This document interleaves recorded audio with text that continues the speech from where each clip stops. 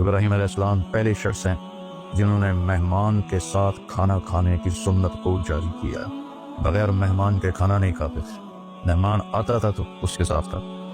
ایک مہمان آیا، آپ نے اس کے سامنے کھانا رکھا، اس نے لقمہ توڑ کے منہ میں ڈال دی۔ ابراہیم علیہ السلام نے فرمایا بسم اللہ تو پڑھو۔ وہ کہنے لگا میں اللہ کو جانتا ہی نہیں، میں کیا پڑھوں؟ تو ابراہیم علیہ السلام نے کھانا اٹھا دیا اس کے آگے سے۔ اللہ کے منکر کو میں نہیں کھلاتا۔ وہ اٹھ کے چل پڑا، دروازے تک نہیں پہنچا کہ جبریل آ گئے۔ جبریل، اللہ فرما رہے ہیں منکر تو میرا تھا، 70 سال سے تو میں کھلا رہا تھا، تیرے پاس بھیجا تو ایک وقت کی روٹی میں نہ کھلا سکا، اس کو واپس بلا، اسے کھانا کھلا۔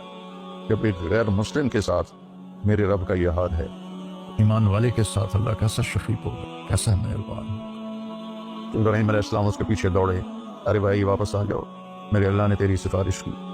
تو کہنے کا تیرا اللہ بڑا اچھا ہے، میں اسے مانتا بھی نہیں، پھر میری سفارش کی ہے تو مجھے بھی اللہ کا کلمہ پڑھا دے۔